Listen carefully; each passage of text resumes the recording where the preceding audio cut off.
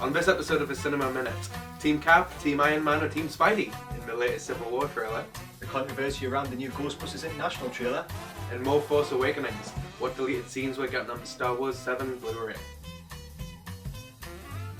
Hi, welcome back to the Cinema Minute. You might remember this programme being a little bit different before when I was living down in London, cooped up in a pretty small room, talking about different films, but now we're kind of back for version 2.0, but now we're back in the Northeast, and we've got my new co-host, Grant Robson. Hello there. Me and Grant have worked on a few different Quite film a few projects films, together. yeah, absolutely. Well, we've done a few projects, but we always found we're talking about films more than actually making them, so... Yeah, some of those short films, if we didn't get so distracted, they might have actually been feature-length. But the show is going to keep a pretty similar format to what we had before, still talking about a whole range of entertainment things, a lot of sort of sci-fi, geeky comic book things, but the whole range of cinema, all different stuff we're interested in. But this time not limited to being only a minute long. Yes. But we're going to keep the name. Minutes. Yeah. The name's still good, so I guess we're going to keep that part It's of it. trademarked. Picking up where Age of Ultron left off, Civil War sees Steve Rogers leading a new team of Avengers. However, mounting political pressure from Tony Stark and the government caused the team to fracture. We'll see Iron Man supporting the government's call for accountability and Captain America's desire for the Avengers to steer free from interference.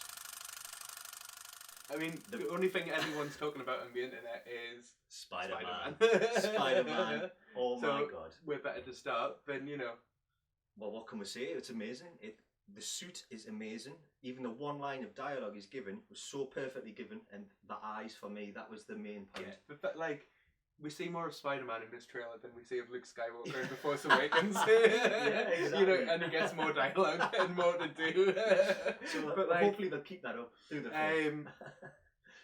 But yeah, I mean, like, it's yeah, big absolutely news. right. It's big news. Like, so Sony used to own the rights to Spider-Man. They still do. It still I do? guess, yeah. Ah, right, excellent. But now I guess we've got their sort of agreement Yeah. with sort of Marvel in-house films, the MCU, Absolutely. to be able to cross-pollinate this new Spider-Man series with Tom Holland as the lead. Which is so exciting because that means that in the comic books, Spider-Man is one of the leaders of the Avengers. He's actually one of the smartest characters in the Avengers, so it'll be really interesting to see what they do with the character now they've got him on the film as well. So it's going to be really exciting for fans who especially like the Avengers and felt it was missing something. Just need Wolverine back now. I mean, I think the thing with this trailer is, though, we see Spider-Man coming in sort of mid-fight, or the very end of the fight, I suppose, in this case. Yeah. But people are going to be watching and thinking, who is Spider-Man? Where does he get his powers from? I hope we get an origin. Like, we haven't had, what's this character's origins? If you're thinking that, turn this off right now. Yeah, I guess... Find another channel. You know... The thing that's great about this is everyone and their mothers knows who Spider-Man is now. Absolutely. So we don't need Spider-Man 1 again. We don't need another reboot. We don't need an origin story anymore. Yeah, we've had, you know, like everyone's seen the Tobey Maguire films. Everyone's seen the Andrew Facebook Garfield. man, yeah. Facebook man. Andrew Garfield Spider-Man. You know, and Yeah, like to Facebook varying man. degrees, but like, you know, we get it. We can like just stop with Spider-Man now. And everybody knows. If you don't know a superhero, everybody will know Spider-Man. He's been used that much in popular culture. There's no way you cannot know who he is or where he's from or who his is. Yeah, I mean, like, I think you really, you know, just in the sort of 4 seconds we see of Spider-Man or whatever. Yeah. The fact they've got the eyes to emote now in the costume, you know, and it is those like the 60s. The look, you know, as well, it's this look of the 60s the animated Spider-Man. You know, like again, all those gifts going around of. What was the quip that Tony Stark uses to him? Under ruse. So yeah, so you know, like it's literally, you know, it's kind of, even if it's not Spider-Man doing it, the humour of the character's very good too. They know he's a kid, so there's a lot of references in there that can kind of give you an idea of what they're going to use him with. He's going to be very young. He's going to be very naive. But he's going to have a lot of abilities that they're going to use to good effect, I hope. But yeah, but we also had like an extra 2 minutes of this trailer before we saw Spider-Man. Yeah. Yeah, actually, I forgot about that. Actually, with Captain America in, which is the title of the film again. Yeah. So you know, before Spider-Man, I guess you know what did you make of it? I really Well, the bit for me in the trailer was Iron Man and the Winter Soldier. That is a very critical point. If you haven't seen the trailer, do watch it, but I'm going to give a bit of a spoiler away here for you. So Iron Man seems to just have a hand for his hand, and of all things, the Winter Soldier tries to shoot him. This is massive, absolutely massive. This is an Avenger trying to kill another Avenger, so it can mean a lot of things for the story, and it's already been penned as an emotional horror film, which just makes it sound really... It's going to be deep, it's going to be dark. Okay, so fighting for Team Cap, we've got Falcon, Hawkeye, Ant-Man, Winter Soldier and Scarlet Witch. I mean, this is maybe my other favourite moment of a trailer. Ant-Man being shot off An arrow, into Iron Man's armour. You know, something straight out of the comics, but like... Definitely. It's actually... I guarantee you'll be able to find a comic book frame for that exact moment. But it's, you know, an iconic sort of comic moment. Absolutely. On the screen. This is why Ant-Man... you know, this is why Ant-Man's here. Yeah, definitely. For them exact moments, exactly. So who are they up against? So they're up against... it's Iron Man, War Machine, Black Widow, Black Panther, The Vision, and my personal favourite, Spidey. So that's going to be a really interesting mix. I think with Iron Man's team, a lot of the characters are kind of underutilised anyway. So we've got The Vision we haven't seen much of in Age of Ultron.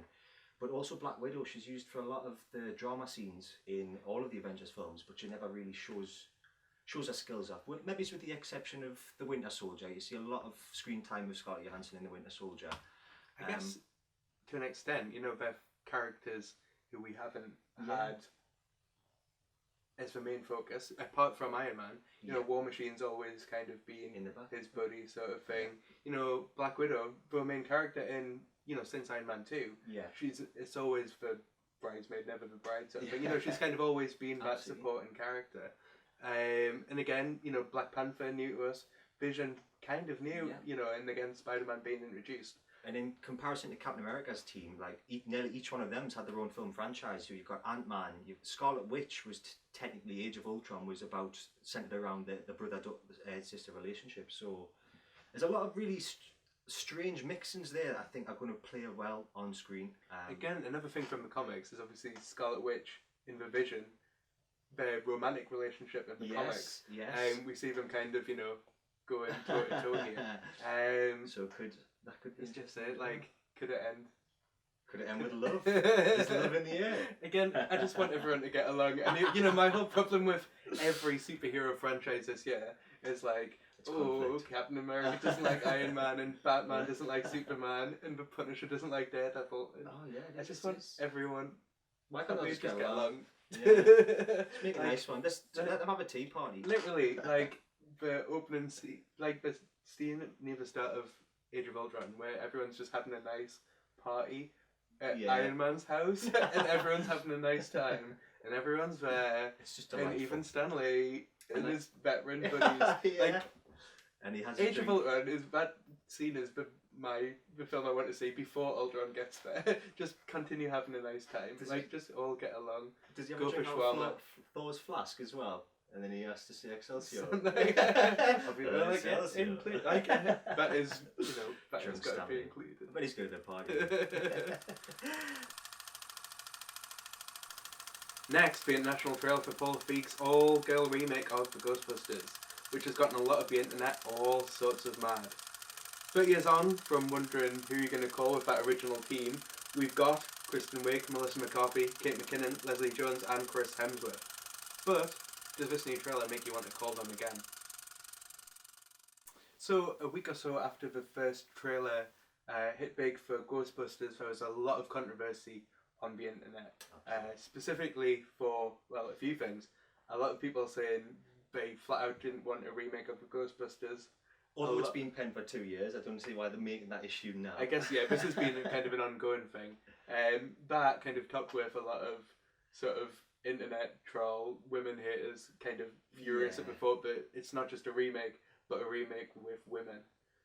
I think there's a lot of elements to it that people are genuinely worried about as well. So, particularly from my perspective, I never thought the original Ghostbusters were any kind of comedy. I think the actors made it a comedy, but now they seem to have gone the other way this time and solely pick comedians for the comedy they're going to give the roles. Yeah, I guess, you know, part of the problem might be, you know, the original Ghostbusters would work without all the jokes. You know, it would kind of work absolutely. as A horror. yeah, I mean, they it's had kind an of a all-star sci-fi. cast. I mean, they had Sigourney Weaver. She'd just come out of Aliens, for God's sake. That was like the perfect role for somebody if you wanted the scary film. There's a woman. But yeah, I guess hiring Paul Feig, Yeah. Spy, Bridesmaids, having Comedy, Melissa yeah. McCarthy, having Kristen Wiig, big sort of film comedy stars, and then we've got Kate McKinnon and Leslie Jones, from Saturday Night Live, someone we're not familiar with in the UK, which I guess why in this international trailer we've got a lot more Chris Hemsworth. Yeah. Absolutely. I guess we've kind of gone down that comedy route. I guess it's kind of Ghostbusters is remembered as a comedy. If you kind of maybe go back and watch it, it's not You kind can of take the comedy it's out. definitely it's a funny film. Exactly. I mean, if you have Bill Murray as your lead, you can have a funny film. But it's not It's not set around comedy. It's not like funny ghosts or anything like that. You know what I mean? Like, it's genuinely supposed to be kind of scary, but at the same time, kind of family fun. Yeah. So I mean, I guess we're kind of leaning on that a lot more. Yeah. My issue is, I'm not against them remaking Ghostbusters. Not at all. If the remake they make is good. Yeah. And I kind of, the thing of it being a female cast is like ridiculous. Like that doesn't make any matter sort of anybody. difference. Yeah. But I guess like the race thing, I suppose, is the other sort of. Yeah, this is one that was definitely picked up on a lot. So yeah, especially from that first trailer, kind of a week or so earlier. Interestingly, though, this new trailer kind of does a lot of the stuff that trailer did wrong. Backstory here for it. So we'll just say, so basically on Monday they released the premiere trailer for the Ghostbusters. It was kind of long-winded and it had a lot of plot points in it. This is where a lot of the criticisms came from for it. But as of yesterday, they've released an international trailer that seems to be very streamlined, and they've actually addressed a lot of those issues from the original trailer, which seems to put a better light on it, but kind of get away from that taint of the original. Yeah, I mean, this international trailer so close after, but which is quite different in a lot of the sort of content it features. Absolutely. Does seem like it might partially be a bit of a reaction, but kind of for the better. Yeah. It kind of addresses even some of those complaints people had. So it kind of addresses the race, definitely, that was the big one. So 3 of the main characters seem to be scientists from what we can gather, with the only race character in it, the only black woman in that film being a subway assistant and streetwise. It just seems like an awful stereotype in this day and age for a film. Yeah, so basically, the fact that Leslie Jones is the only one who isn't a scientist, especially in that first trailer, it was made like a pretty big deal out of. Yeah. But I guess they've kind of cut it shorter in this one. But they've also had Leslie Jones making a comment towards the end scene in that sort of rock concert sort of thing, the stage dive sort of thing, where she says, I don't know if it's a race thing and I don't know if it's a woman thing, when she's kind of dropped on the floor. So, the fact that they're kind of addressing it, and the fact that Leslie Jones has been so vocal on Twitter about the fact that, race, it shouldn't be considered an issue for this. Absolutely. It's a fair point, and judging by what we've seen, and hopefully from the second trailer, maybe it is something that'll be kind of addressed somewhat in the film. If it comes up in the film. I guess the other problem with the first trailer is that it's heavy on CGI. I think if you look back at the original film, it wouldn't have had a big budget in terms of today's budget films, but they seem to have spent an awful lot of money using a lot of CGI when it's kind of not necessary for the story. I mean, I guess the scale of it is pretty big, and again, it's kind of maybe trying to match a modern blockbuster, but in doing so, the CGI they've gone for, it's taken away, if anything. But again, I guess it's kind of what you've already mentioned. It's kind of leaning a bit more on comedy than it maybe is on being legitimately scary. Yeah.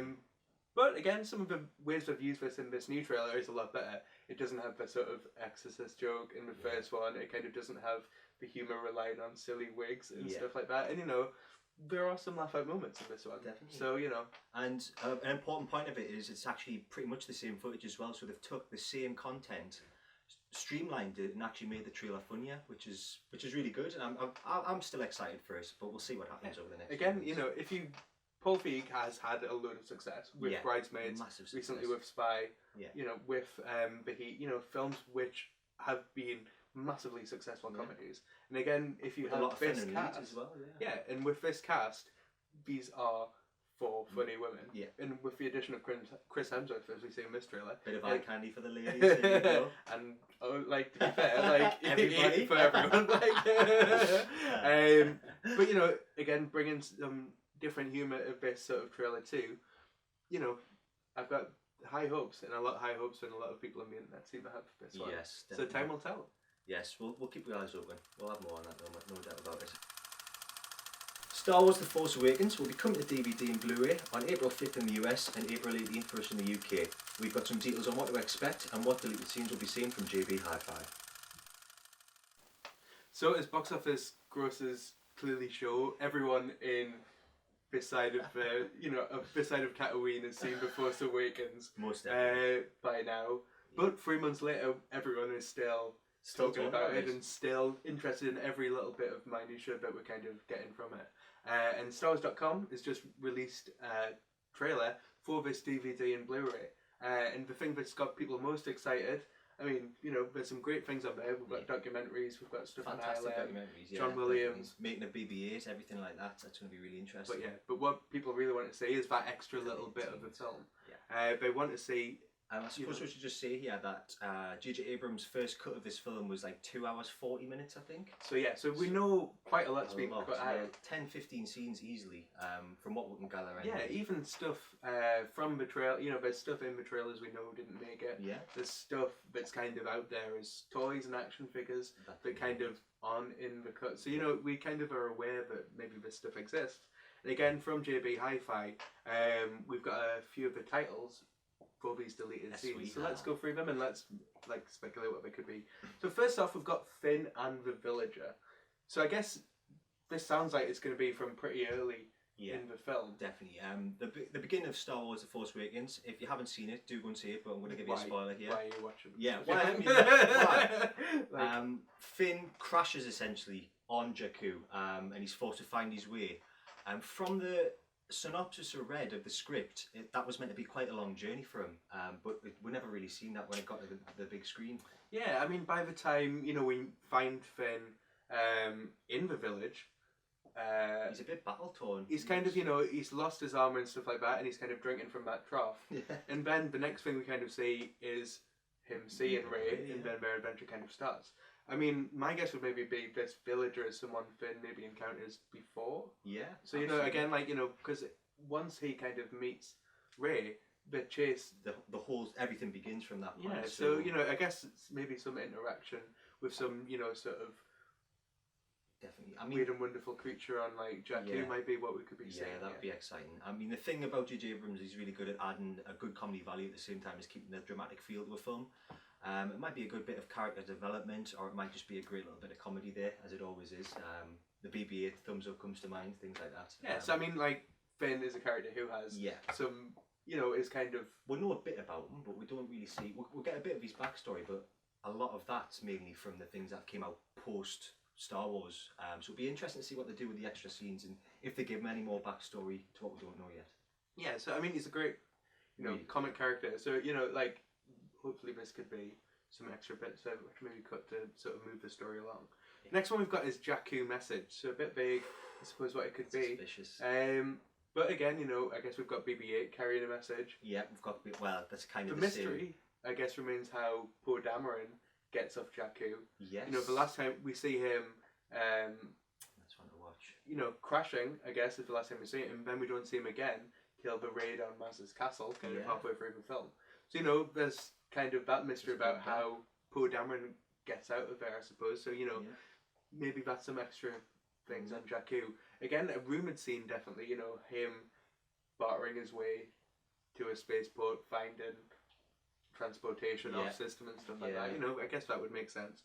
But it could also be prior to Rey and Finn leaving, the whole attack from the First Order is just really quick and really... So a message to Jakku could be a threat, could be a warning. There's a lot of options there. It could be a few ways this one goes. Yeah, definitely. The next one, might be pretty solid. X-Wings prepare for light speed. I'm going to guess this is where we see some X-Wings preparing. I wonder what for.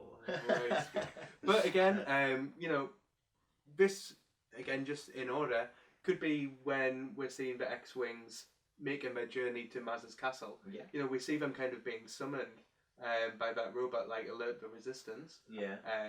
That robot's amazing. That's one of my favourite characters. Hasbro, if you're watching, we need an action figure of... He needs an action figure. I need an action figure of this I like the robot. t-shirts. And I need it kind of soon. But, again, could this be more Poe Dameron?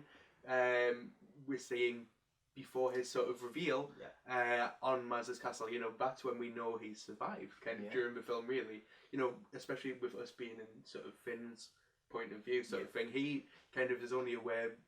So we're kind of talking about the point just as Finn has the battle with the guy, the stormtrooper calls him a traitor. At that point, the Rogue Squadron come in, save the day, but we didn't know where they came from, what happened there. So that might be a bit of a precursor to that.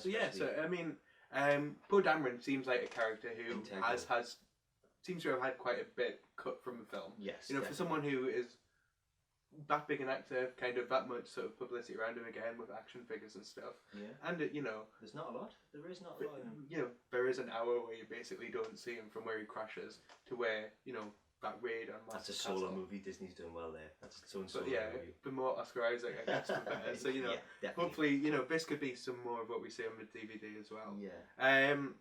Next one, I guess, is what is partially included in this trailer. Yeah. For that, and that's Kylo searches for Falcon. This one I'm really excited about, Chris. I love Kylo Ren. He was my favourite character. A flawed villain is something you very rarely see in cinema, particularly one that you know that you're going to get to see progress as well. So I think it's really interesting because at that point you wouldn't. I'm not going to give anything away for the audience here, but at that point you wouldn't. I think we've spoiled everything we've talked about. So I guess when you put a spoiler one, from now on we'll start saying spoiler ones before things. But at this point we already know Kylo Ren is it's Han Solo's his father. And I guess we're kind of again, if you haven't seen him, you probably shouldn't be watching this. I mean, but the fact, him kind of having a connection, not even with his father, but something which we associate so much with his father. The ship he's clearly been on before. Yeah, it'll be interesting to know how much he knows about the ship as well. I guess he's probably lived on that ship for the first 20 years of his life. Hidden cargo hold. He knows where Chewie's hidden underneath. So that might be interesting to see. The next one sounds like a bit of an action scene. The snowspeeder chase. Right. Again, something that we've seen in action figure form. Yeah. There was a new Stormtrooper outfit for this as well, wasn't there? So we see the snowtroopers and stuff in the film a little bit. Yeah. But that looks like, again, in that sort of final scene, there may have been Finn and Rey sort of being pursued by some snowtroopers on not the Death Star. Not the Death Star, the Star Killer. Yeah, the Star Killer base. It's like a Death Star. Death Star Killer. That's pretty much it. But I guess that's in a really crucial, building up to what became, again, spoilers if you haven't seen it, but what became Han Solo's sort of ultimate fate. Exactly. Yeah. When that's what's kind of building up in that sequence, I guess kind of a chase scene between more stormtroopers isn't really necessarily going to further the plot along, but could be quite a cool action scene to see some more of. I was really excited. There was a lot of good chase scenes and a lot of exciting scenes, but you can always add one more chase scene. I was going to say, there's always room. The last one we've got here is Finn will be fine. Something of a cliffhanger, I guess, in the film. Quite ominous. But not really cliffhanger, because we know he's definitely going to be okay. But the last time we see Finn, he's just been pretty savagely mauled by Kylo Ren. Yeah. And pretty much nothing after that, actually, I'm trying to think. Yeah, again, we see him kind of in the medical bay, pretty much. Yeah. We kind of see him. Yeah. And, I guess that's been left as, a cliffhanger a bit for episode 8, but, he's definitely fine. I guess maybe, we now have maybe a bit of a confirmation here that maybe he will be fine. He definitely will be. I think a lot of people at that point in the film were already thinking, why have I not seen Luke Skywalker sort of thing. So when it got up to that point, I don't think adding any more to that actual bit would have added any more to the film at all. Yeah, so again, dramatically, I guess maybe it wouldn't have fitted in, and again, it does leave us with that cliffhanger too. But it'll be nice to know.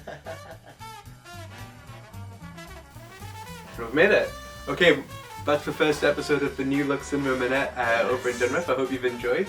Grant, how's it been? It's been good. I've really enjoyed it. Survived. Yeah, we've survived. We've made it through, and I hope you have too. If you did enjoy the show, I hope you like, subscribe, and keep checking back for a new episode pretty soon. And make sure you check us out on Twitter and Facebook under the Cinema Minute. Yeah, great way to get in touch. Until then, see you soon. That's all. Thanks. Thanks Bye. for watching. Bye.